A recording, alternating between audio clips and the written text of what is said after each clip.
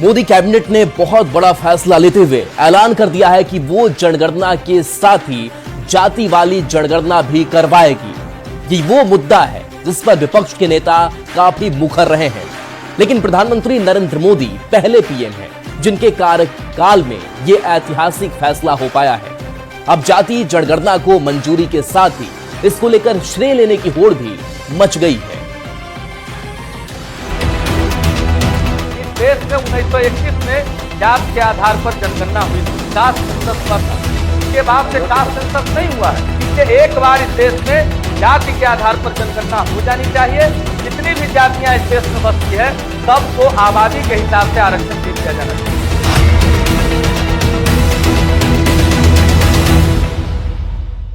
बुधवार को हुई मोदी कैबिनेट की बैठक में सरकार ने जाति जनगणना कराने का अहम फैसला लिया है।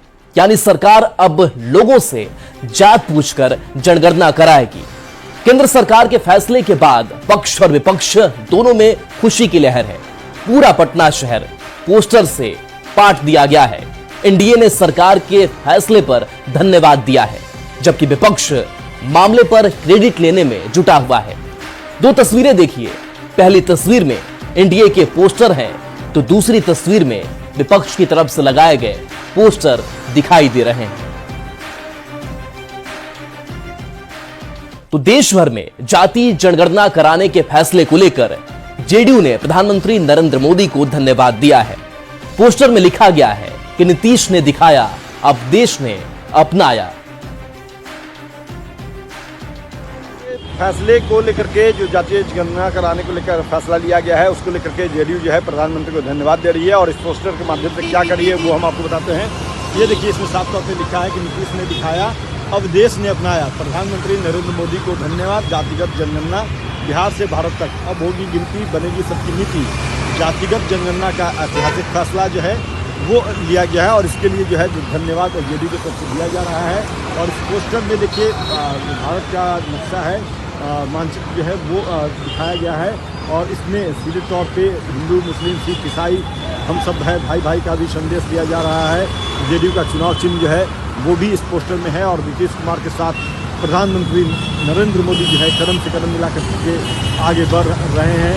तो इस पोस्टर जो है वो बहुत कुछ कहता है। सबसे बड़ी बात है कि नीतीश और मोदी की जो एकजुटता है, जो गठजोड़ी है, वो और मजबूत होती हुई दिखाई जा रही है। और कहीं कहीं कह सकते हैं कि पोस्टर जो है, इस पोस्टर के जरिए जेडीयू जो है वो भी जातिगत जनगणना जो देश में कराने का निर्णय केंद्र सरकार के द्वारा लिया गया है उसका श्रेय लेती नजर आ रही है। अमित कुमार, न्यूज़ 18 पटना। पटना में कांग्रेस ने भी पोस्टर लगाए हैं। पोस्टर में जातीय जनगणना के लिए राहुल गांधी को धन्यवाद दिया गया है। बिहार प्रदेश युवा कांग्रेस ने पोस्टर के माध्यम से कांग्रेस ने दावा किया है कि सरकार किसी की भी हो, सिस्टम गांधी का ही चलेगा। अब आरजेडी का भी पोस्टर देख लीजिए।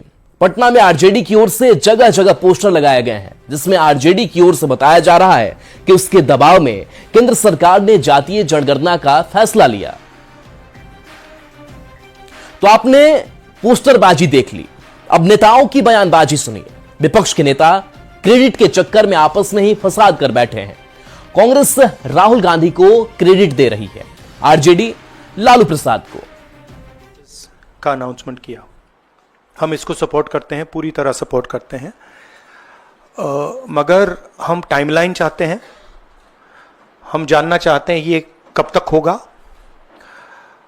और ये एक पहला कदम है। तेलंगाना एक मॉडल बना है कास्ट सेंसस के लिए और वो ब्लूप्रिंट बन सकती है। और कास्ट सेंसस को डिजाइन करने में हमारा पूरा सरकार को ऑफर है, पूरा समर्थन है कि हम डिजाइन करेंगे, क्योंकि डिजाइन बहुत जरूरी है। देखिए, ये हम लोगों की 30 वर्ष पुरानी मांग रही है और ये हमारे पुरखों की जीत है, समाजवादियों की जीत है, लालू जी की जीत है। आपको पता होगा 96-97 में भी कैबिनेट से जो है पास किया गया था कि 2001 का जो होगा उसमें जनगणना जो होगी उसमें जाति आधारित गणना भी कराया जाएगा। लेकिन उस समय अटल बिहारी जी सरकार में थे 2001 में, तो ये नहीं हो पाया। जातीय जनगणना पर क्रेडिट लेने की होड़ के बीच जेडीयू ने मुख्यमंत्री नीतीश कुमार का एक पुराना वीडियो जारी किया है। यह बयान 1994 में संसद की कार्यवाही का है। जेडीयू ने सीएम नीतीश का बयान जारी करते हुए कहा कि आज क्रेडिट लेने वाले देख ले, मुख्यमंत्री नीतीश कुमार ने सांसद रहते 1994 में ही सदन में जातीय जनगणना की मांग उठाई थी। देश में 1931 में जात के आधार पर जनगणना हुई थी, कास्ट सेंसस हुआ था। उसके बाद से कास्ट सेंसस नहीं हुआ है। आज हर जाति दावा करती है कि मेरी आबादी इतनी है, मेरा ये इतना प्रतिशत है। इसलिए एक बार इस देश में जाति के आधार पर जनगणना हो जानी चाहिए और जात के आधार पर जनगणना करने के पश्चात जितनी भी जातियां इस देश में बसती है सबको आबादी के हिसाब से आरक्षण दे दिया जाना चाहिए।